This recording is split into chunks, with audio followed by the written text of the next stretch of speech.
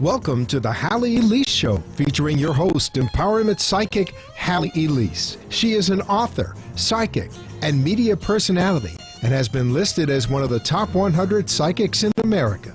Empowerment psychic Halley Elise shares the spiritual, metaphysical, holistic, and magical powers of the universe. Follow Halley on her website at HalleyElise.com, and all her shows can be seen via live stream video.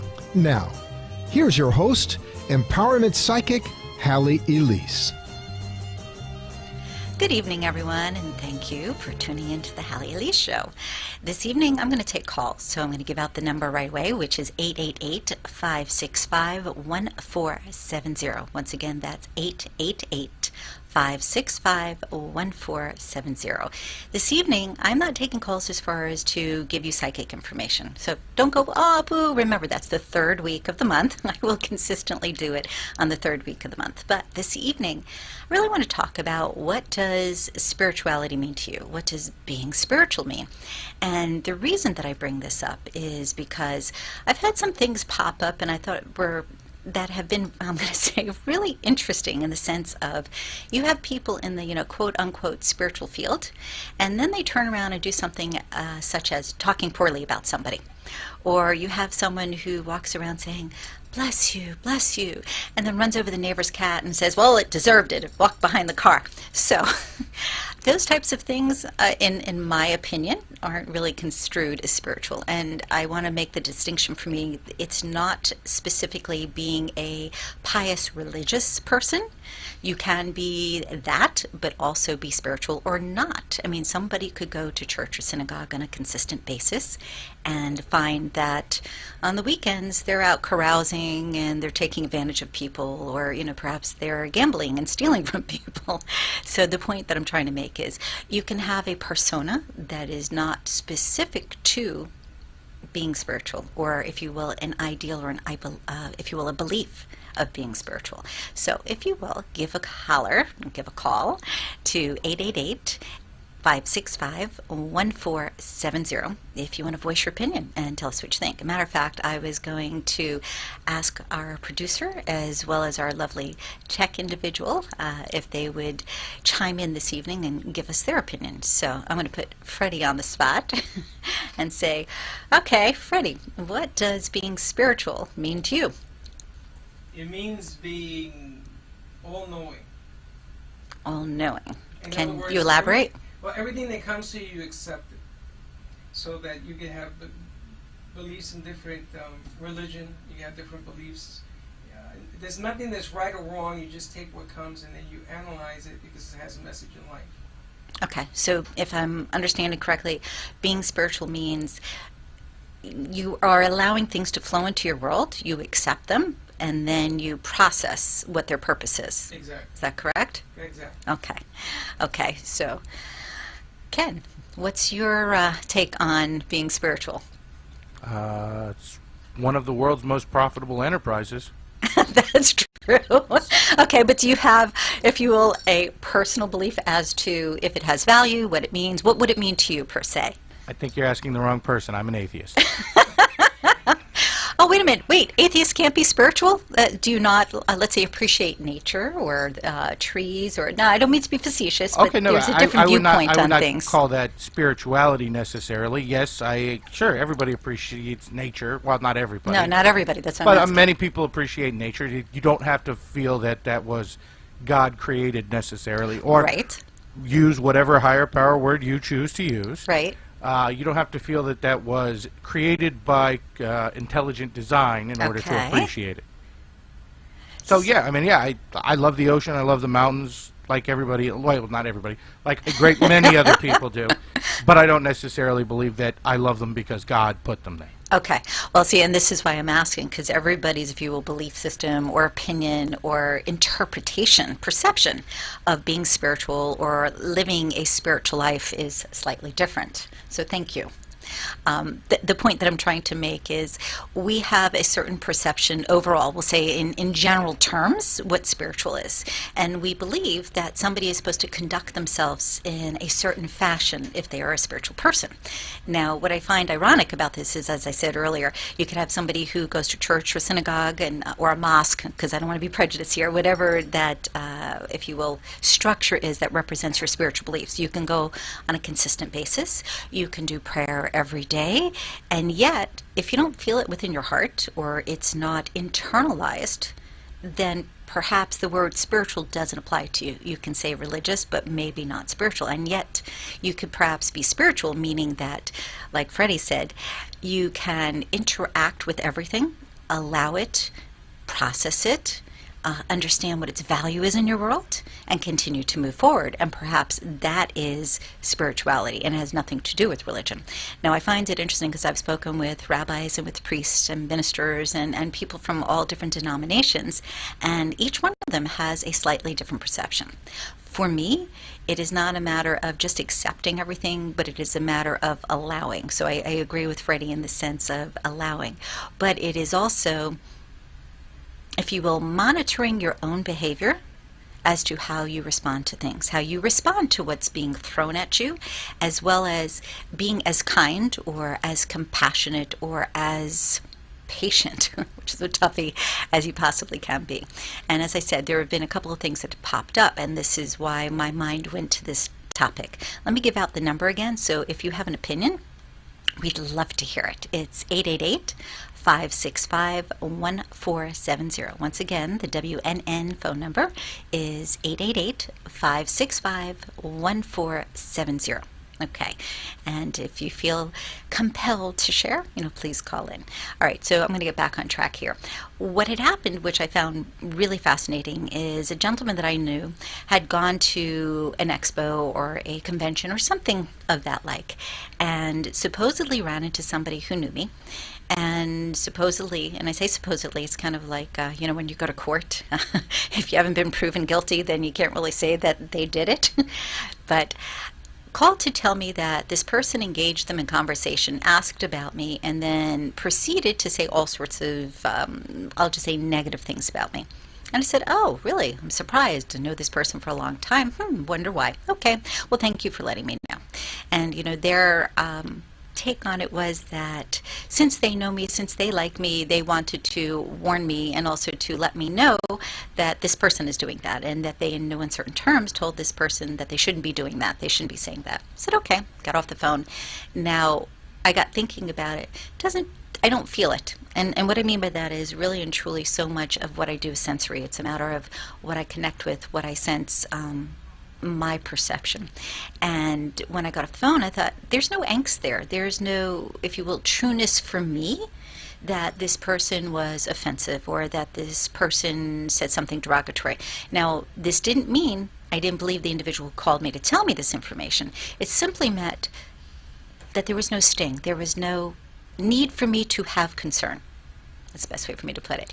So I, in turn, called the individual who was accused of saying these things and left a message saying, hi, we know each other for over 2 decades here. We have mutual friends. We have, done this, that, and the other. I have the highest respect for you. I am surprised that I would hear this type of thing. And she, in turn, said, what? What are you talking about? And so we had a conversation. It seems that, again, perceptions may be at fault here, because the first individual who called me to tell me about what was going on perceived things in their fashion. The other individual, who I've known for many, many years, perceived things in their fashion. Now, sometimes we say things and somebody takes it wrong, and it doesn't mean, and let me try to give an example so this will make sense. Let's say the person who was accused of speaking poorly turned around and said, oh, well, yeah, we had this interaction and it wasn't as smooth as I liked. Okay, that could be possible. And then the person who phoned took that to say, she badmouthed you, you had that interaction, and it went bad. See what I'm saying? It is truly perception. Now, going back to that spiritual aspect, I sat with it for a moment. I went, okay, am I angry about this? No. Am I upset about this? No. How do I feel about it? And as I said, there was no sting. There was no immediate response for me other than a query, like, really? Why would this person say this? I'm more curious. Because I got to tell you, walking my talk, very easy to say, very difficult to do. It doesn't mean that I don't do it. It just means there are days that are more challenging than others. And I've had people who are in the, quote unquote, spiritual realm say nasty things. There's one individual who I know for since, I'm going to say 2010, 2009, something like that. And every time somebody comes to me and says, oh, so-and-so said this about you, I know it's true. Like that sting or that knowing that uncomfortable feeling shows up. And I stop for a moment and I ask, okay, how am I supposed to react to this person? I'm supposed to be, again, quote, a spiritual being. Well, if I'm a spiritual being, to me, that means I have to walk my talk. I have to have patience. I have to have all those things that I mentioned earlier as far as compassion and kindness, etc., etc. And yet, when you're feeling that angst within, it makes you stop for a moment and go, wait, that person's wrong. I'm going to pick up the phone. I'm going to tell them off. I'm going to do this. I'm going to do that, etc. The irony to this is that this has been going on, like I said, since about 2009, 2010. And this person and I have a mutual friend. And every time this person says something to the mutual friend goes, where are you getting this from? Halley's never said a bad word about you. What's up? So I find it very fascinating. Now, this individual I'm talking about is a life coach, is in the holistic world, is very convicted to going to take care of her business as far as spirituality, and yet this shows up. Think about that for a moment. We're going to take a fast break, and I'd love to hear from you. 888-565-1470. We'll be right back. Thank you. Wow, this looks really great. Gosh, I've got to stop talking to myself. The Psychic Gallery on the first Monday of every month, 7:30 p.m., here in Boca Raton. De-stress, connect with intuitive abilities, laugh, learn about psychic phenomena, and get psychic messages? Psychic messages? Woo! Where's the price? Here it is. Only $25 at the door? Awesome! How do I sign up? Oh, easy. Go to HalleyElise.com. Nice. $5 off online? Oh, I've got to call the girls and tell them about the Psychic Gallery on the first Monday of the month. Great time. 7:30 p.m. Perfect. Have to remember HalleyElise.com for the Psychic Gallery.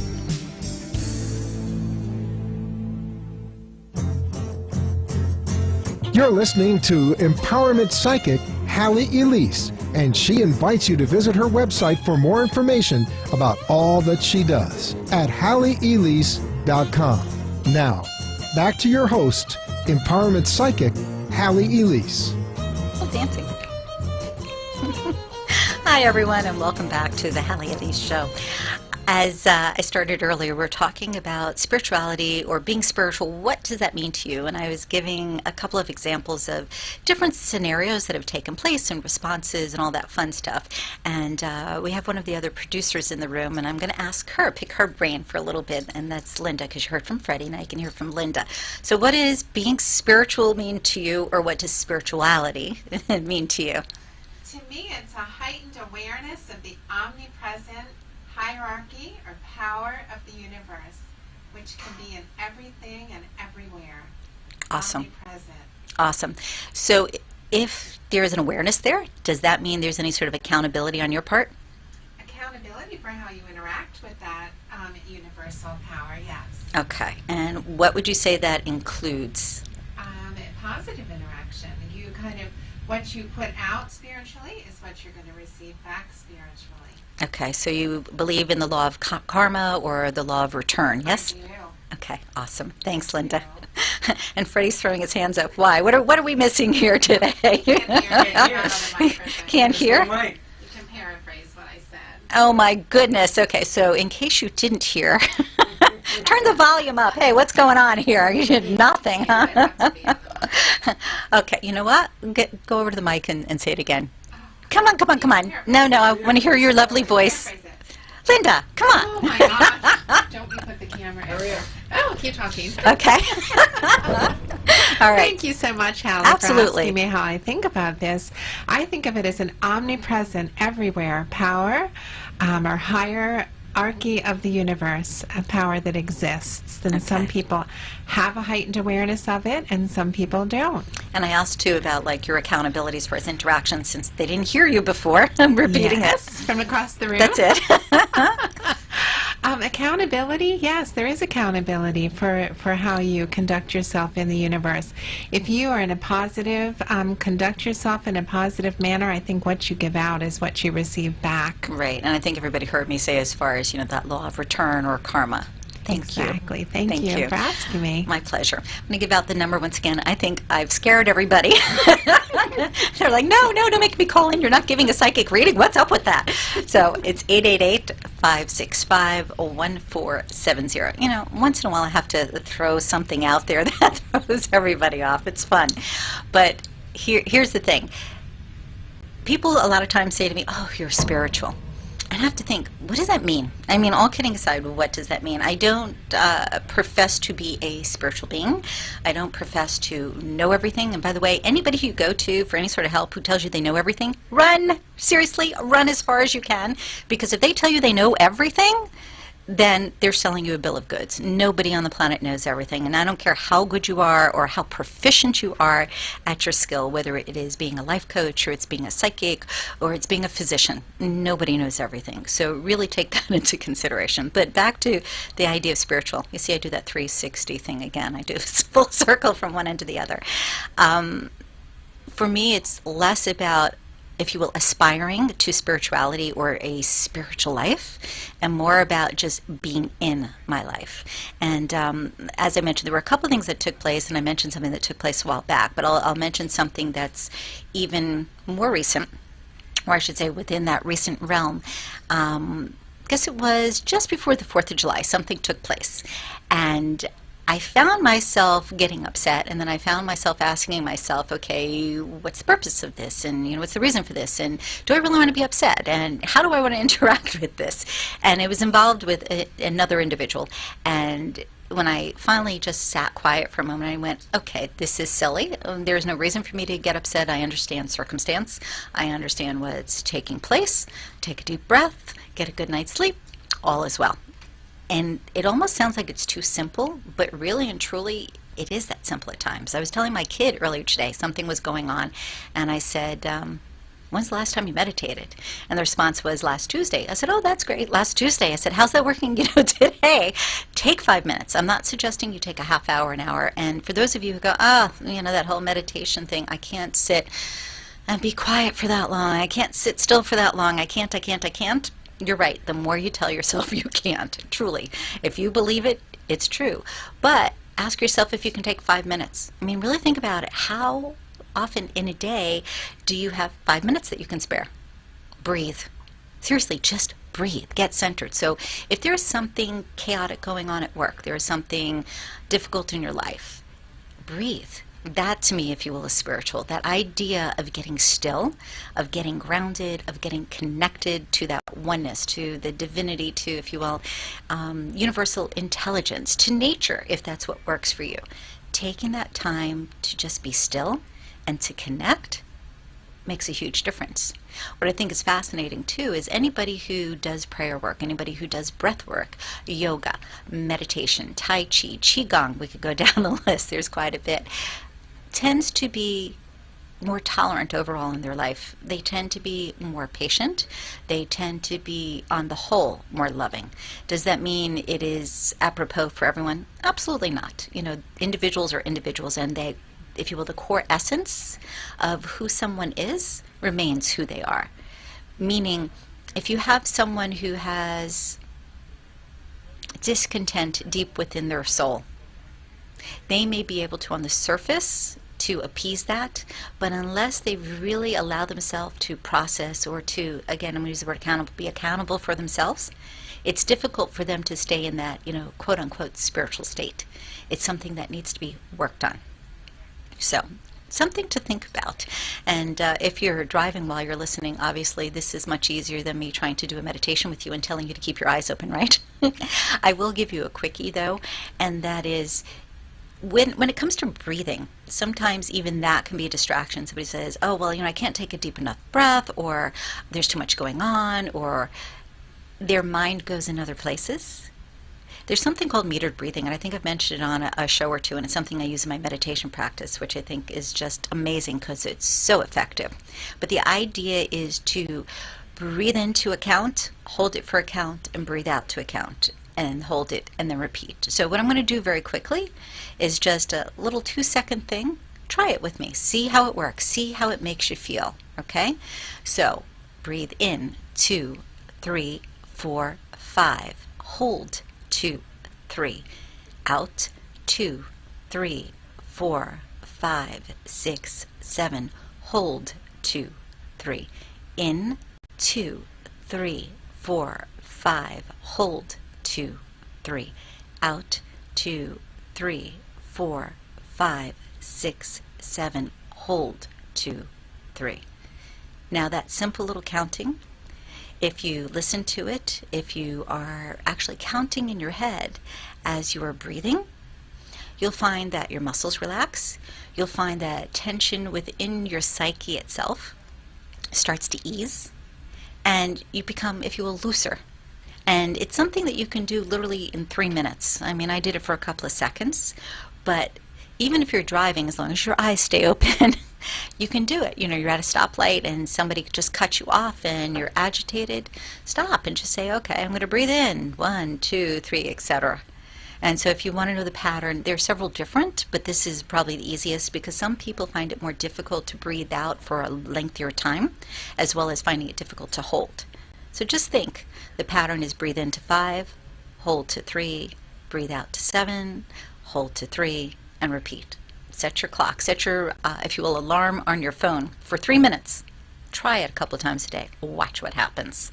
Because I find people saying, oh my gosh, I did that, and people are coming up to me and saying, wow, you seem so, comfortable, you seem so relaxed, what's going on? And they in turn find that they're dreaming more, they're hearing more as far as intuitively, instinctively. And I'm going to use the word instinctive because for me, the whole idea of spiritual context, intuitive ability, being grounded, being peaceful, is all interconnected. And if you think about it, any sort of religious instructor, any sort of, if you will, spiritual instructor, all talk about the breath.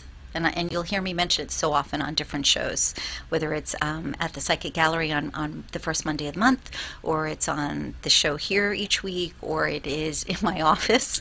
Oftentimes I talk about the breath, because think about it, it's our life force. So be spiritual. You can have all sorts of ideas and ideals about how that's supposed to manifest in your world, but if you have no clue about any of it, and you are just comfortable sitting in nature, sit in nature for a few minutes every day and breathe.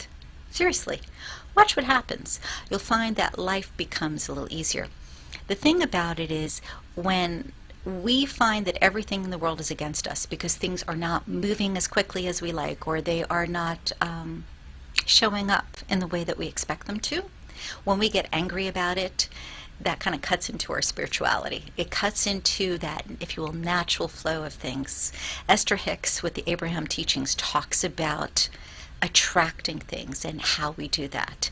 Dr. John DeMartini, one of my mentors, who I think is just grand. If you're not familiar with him, think about looking up drjohndemartini.com. You'll find that he's got many, many books out, many programs, but he talks also about that connectedness. Not in the same way that I do, different context, but you'll find that there's that content. We have Dr. Wayne Dyer, even Oprah Winfrey. When you really think about it, people ask you, do you think she's spiritual? Well, she gives a lot, she does a lot, and, some people may go, oh, well, it's a tax write-off, it's this, it's that, whatever. But there's lots of different ways you can have a tax write-off. You could buy a restaurant. You can invest in all sorts of things. The point being, spiritual or spirituality has to be what it is for you. Somebody can't define it. And yet, if you're looking for it, I guarantee if you start taking a few moments each day to breathe, you'll start to find it. You'll start to find that connection. You'll start to, if you will, hear in the way that you're supposed to and make a difference in your world. So, for all the people I scared off this evening, so sorry. We'll be back to normal next week. I do want to share once again, the Psychic Gallery is the first Monday of the month, and that is over at the Greenhouse building where my office is. If you have any question about it, just take a look online at HalleyElise.com, or you can check Twitter or LinkedIn or Facebook or really any of the social media. Oh, I left out Google. It's there too. And as far as show guests, over the next few months, we're going to have some amazing guests that come in. So please make sure you tune in, check the site as far as information, and you'll be glad you did. Thank you so much for this evening. And remember, breathe, be spiritual, find your way. Thanks again. Have a great night. Bye-bye.